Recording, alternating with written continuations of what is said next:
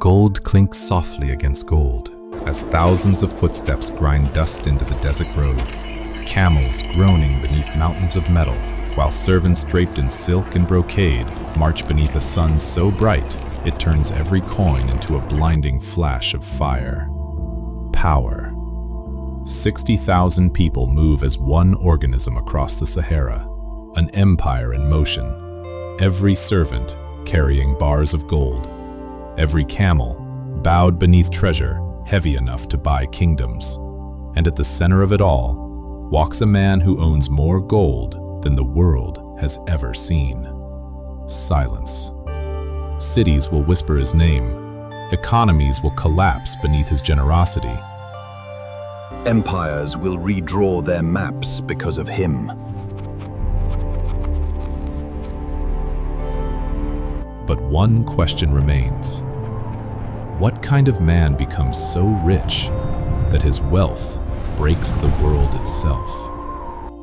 He was not introduced to the world as a king. Obsession. Before the crown, before the caravans, before the gold-flooded markets from Cairo to Venice, there was a boy born into a dynasty forged by conquest and trade, raised inside an empire built on rivers of gold flowing beneath the earth like molten sunlight.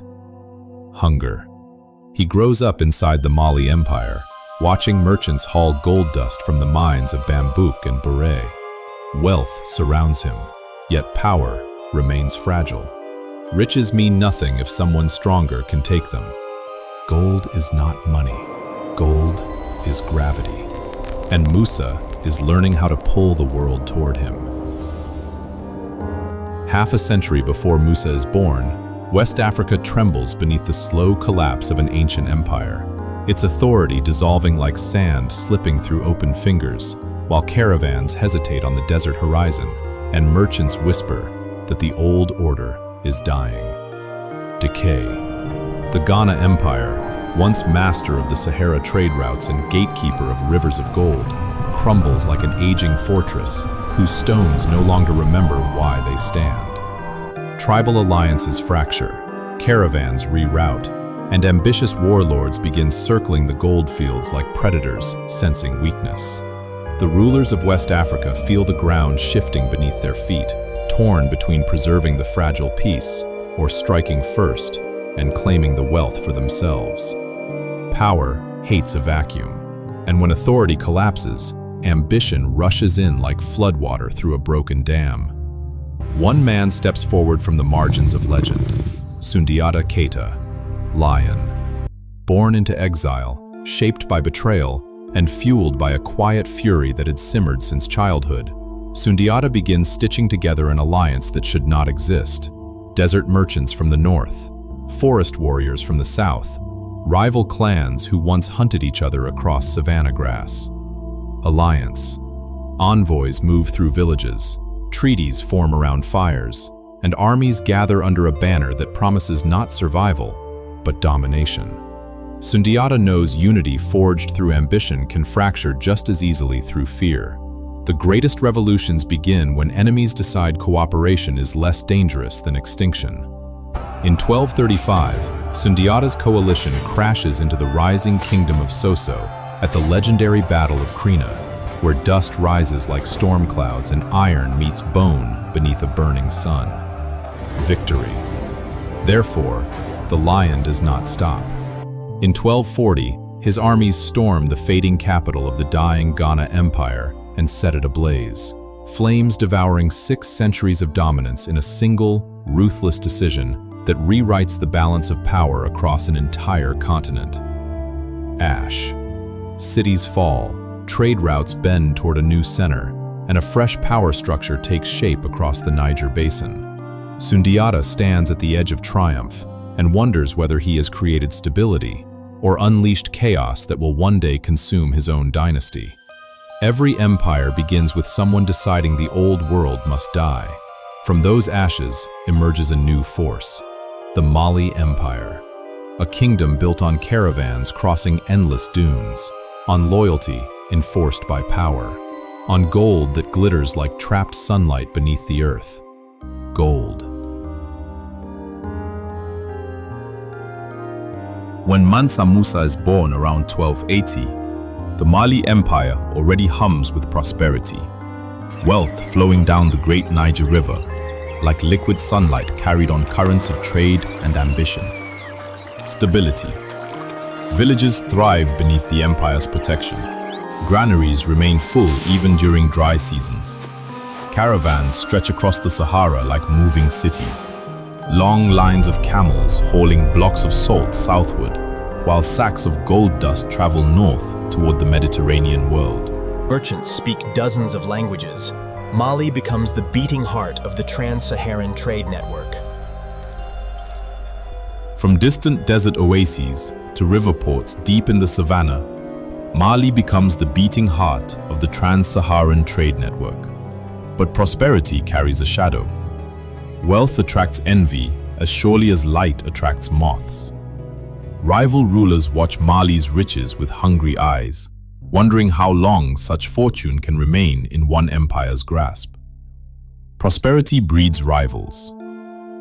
Yet Musa himself is not expected to rule any of it. The throne belongs to his older brother, the Dreamer King, Abu Bakr II. Obsession. Abu Bakr spends long hours staring westward across the endless Atlantic Ocean, convinced that beyond the horizon lies another world waiting to be discovered. A world no Malian has ever seen. Therefore, he builds ships. Secure the main brace. Heave! She's ready. Hundreds become Well done, thousands. everyone. Long wooden vessels stocked with food, water, warriors, sailors, and dreams far larger than the ocean itself. In 1312, he gathers a fleet said to number 2,000 ships and sails west into open water. Gone. The emperor vanishes into the Atlantic, leaving an empire suddenly without its ruler. Musa waits in uneasy silence, unsure whether he is witnessing a tragedy or the moment destiny quietly rearranges his future. Sometimes fate arrives disguised as catastrophe. Months pass. The ocean gives nothing back. No sails on the horizon, no drifting wreckage, no survivors returning with stories, only silence. And suddenly, Black Musa is king. The crown settles onto his head like a blade. Responsibility.